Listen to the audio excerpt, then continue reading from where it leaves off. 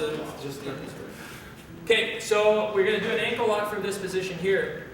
So what I want to do is I want to approach the same way we've been approaching staggered. A lot of lateral movement, a lot of fakes to the, especially right now, a lot of fakes to the hand, a lot of fakes to the wrist, so that he doesn't get, you know, too excited about, you know, me trying to control the ankles, because it's exactly what I want to do.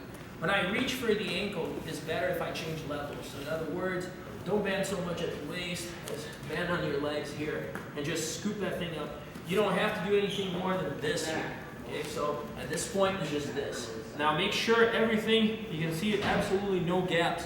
I'm not going in there like that, okay? Because if I go like this here, chances are I'm gonna get dragged and bad things will happen. So move in one block and get the hand right there, and then it's a matter of, boom, driving forward, and this leg here immediately, I'm gonna slice through towards the back of the thigh. Okay, so I got this position here. Notice that my forearm is not at a 90-degree angle to his leg, and it's not even super tight right now. If I make it super tight right now, like here, then I have a hard time finishing in a good way.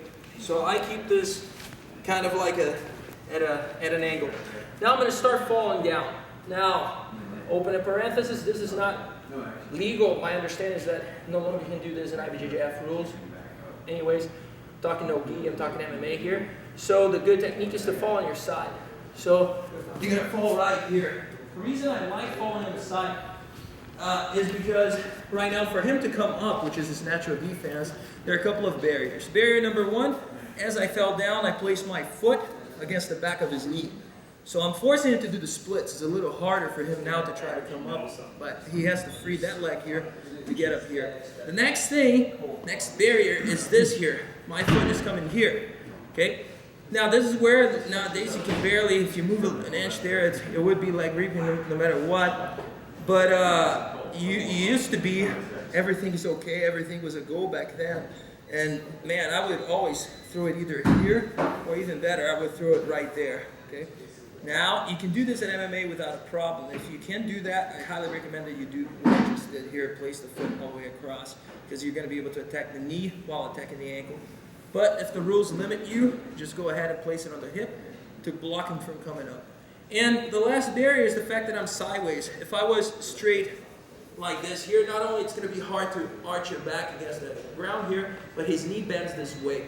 So if you go sideways, you have way more limitless arching opportunities that way.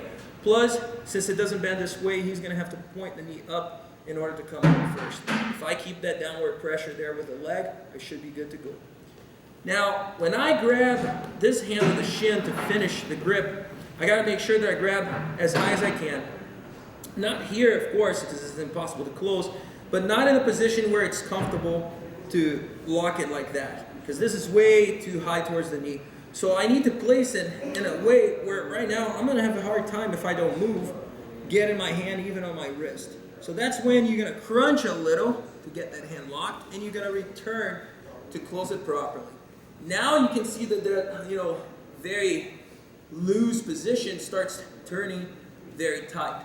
The key to a good ankle lock is the squeeze of the elbow towards the rib cage. You can see I'm not even doing it yet, but he's already ready to tap because it's tight.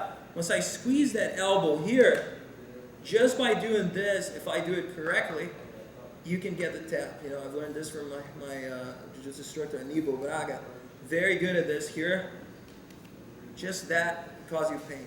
Now, on top of that, of course, I'm going to be arching my back. So I'm going to be squeezing here and arching my back slowly so it doesn't mess up his ankle. Okay?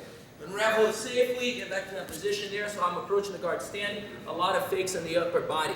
So a lot of raking of the head, a lot of grabbing the wrist there. Now I'm going to change levels. Just scoop it right here. I don't have to go all the way around there right now because I'm going to have to change levels too low. And now just a forward drive and slice here with this knee. Okay? You can see that I'm not tight at all. There's gaps here, gaps here. I don't need to be tight right now. Now I'm going to start falling down. Foot goes there, foot goes here. So I'm starting to block him from coming up.